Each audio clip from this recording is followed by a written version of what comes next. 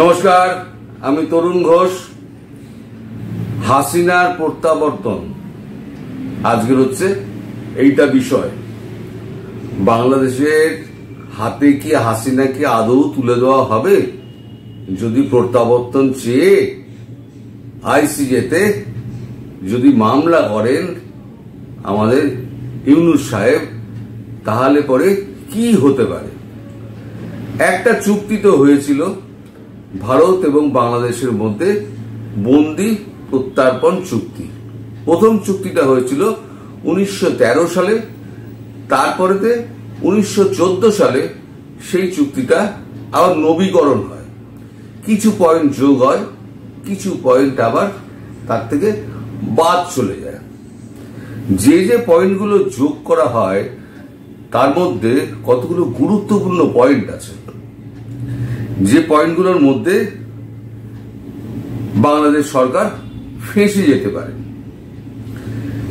আমাদের এখানে ভারতবর্ষে যেটা নামী কাগজ ফার্স্ট পোস্ট, তারা লিখছে চুক্তির ধারা যে ভারতকে বাংলাদেশের কাছে হাসিনার প্রত্যাবর্তন অস্বীকার করতে দেয়, মানে অস্বীকার করতে অনুমতি দেয় আর কি।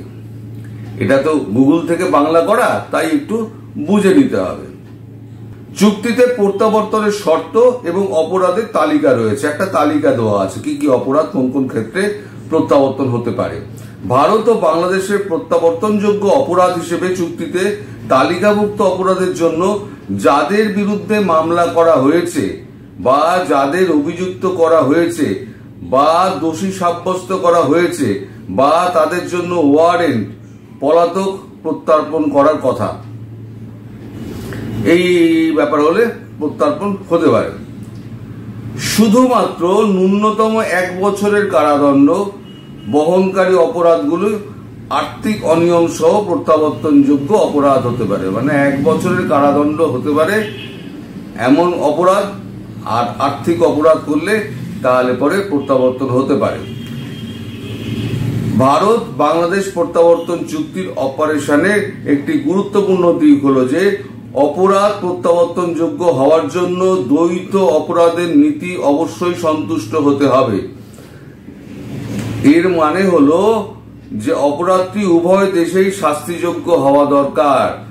তার মানে আপনারা হাসিনার ক্ষেত্রে যে অপরাধের যে শাস্তি আপনারা ঠিক করে রেখে দিয়েছেন, ভারতও সেটাকে শাস্তি হিসেবে, সেই সমপরিমাণ শাস্তি হিসেবে, সেই রূপ শাস্তি হিসেবে তাতে গ্রহণযোগ্য হতে হবে ভারতের কাছে, তবেই এই চুক্তি অনুযায়ী তাকে ফেরত দেওয়া হবে।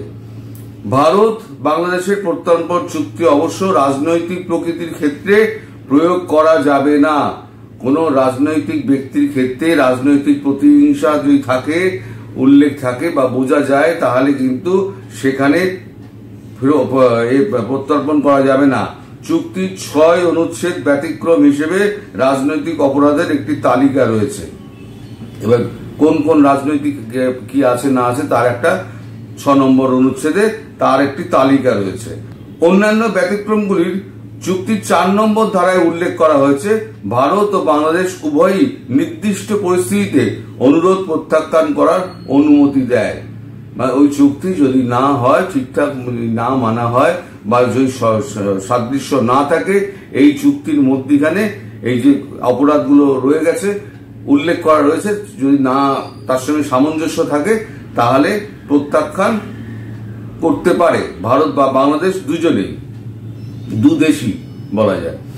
অনুচ্ছেদ 4 বলে যে স্বার্থের ব্যক্তিকে প্রত্যার্পণের জন্য একটি অনুরোধ প্রত্যাখ্যান করা যেতে পারে যে অপরাধের জন্য তাকে অভিযুক্ত করা হয়েছে বা দোষী সাব্যস্ত করা হয়েছে তার তুচ্ছ প্রকৃতির সম্পর্কে অনুরোধ করা দেশকে সন্তুষ্ট করতে পারে না, তার বিরুদ্ধে অভিযোগ আনার পর থেকে সময় অতিবাহিত হয়েছে, এটি করেছে বড় আকারে বেআইনি হয়ে গেছে বা বিচারের স্বার্থে তার বিরুদ্ধে অভিযোগটি সরল বিশ্বাসে করা হয়নি, যে অপরাধ তাকে অভিযুক্ত বা দোষী সাব্যস্ত করা হয়েছে তা একটি সামরিক অপরাধ, যা নয় সাধারণ ফৌজদারি আইনের অধীনেও একটি অপরাধ। মোদ্দা কথা হলো, যাকে প্রত্যার্পণ করার জন্য আবেদন করা হচ্ছে তার প্রতি কোনো বিদ্বেষমূলক অভিযোগ আছে কিনা, রাজনৈতিক বিদ্বেষ আছে কিনা, এবং সেটা সন্তুষ্টিকরণ হয় কিনা, মানে ইন্ডিয়া গভর্নমেন্টকে সন্তুষ্ট করতে হবে এমন ভাবে সেই অপরাধ, সেই শ্রেণীর অপরাধ যদি হয় তাহলে পরে ভারত প্রত্যর্পণ করতে পারে।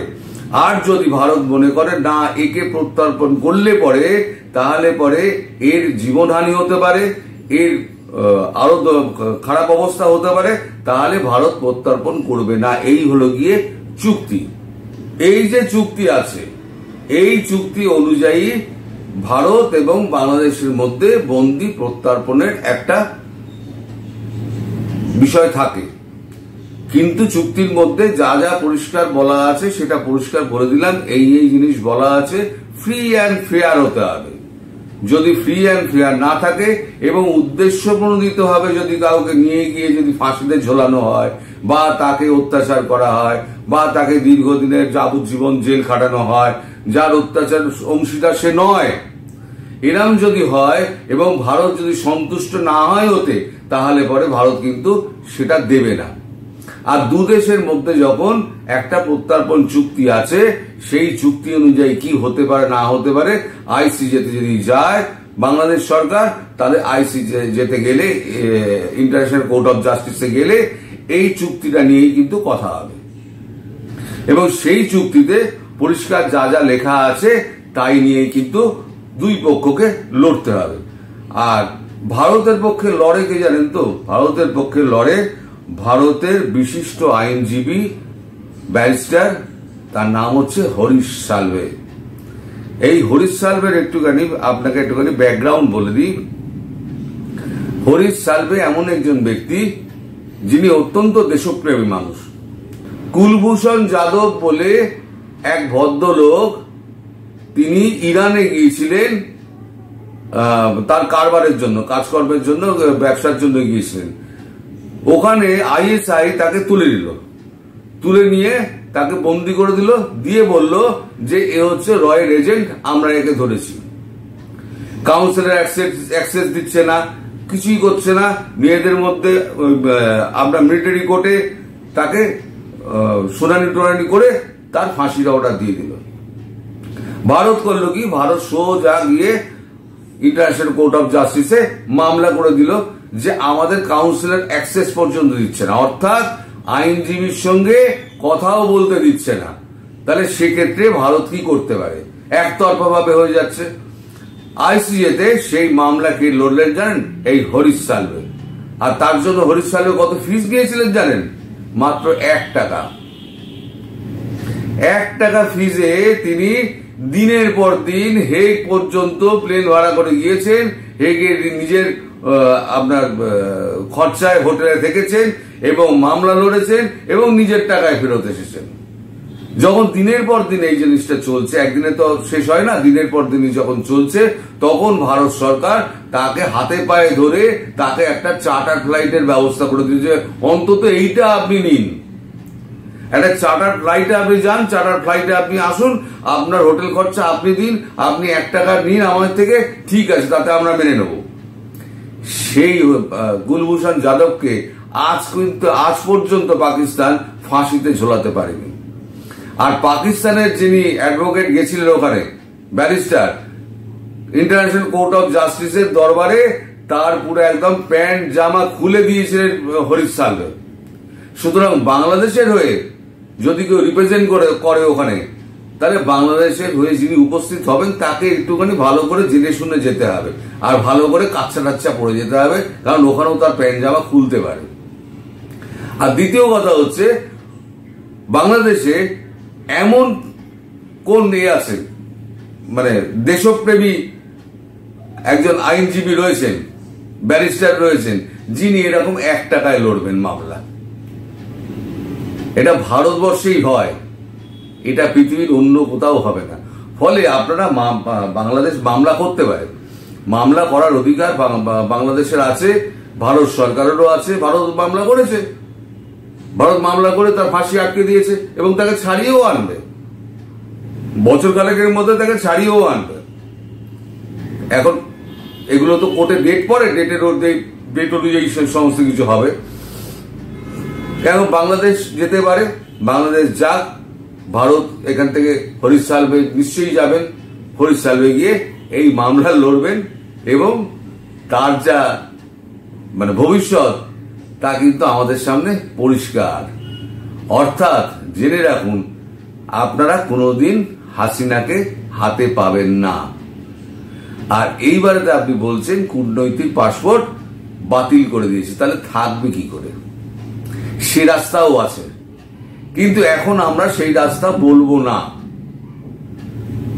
আমি বরং ভারত সরকারকে আমি বলবো যে হাসিনা আমাদের ট্রাম্প কার্ড, হাসিনাকে এখানে রেখে দিন, একটা বিরাট বড় একটা বঙ্গবন্ধু হল করুন, সেখানে 71-এর সমস্ত স্মৃতি সাজিয়ে রাখুন, সমস্ত কিছু শেখ মুজিব থেকে তার পুরো পরিবার এবং তার ব্যবহৃত জিনিস ফিনিস জোগাড় টোগাড় করে রেপ্লিকা করে সমস্ত সাজিয়ে রাখুন এবং বিদেশি অতিথিদের নিয়ে আসুন, নিয়ে এসে দেখান এই বাংলাদেশের চরিত্রকে সবার সামনে খুলে দেওয়াটা উচিত।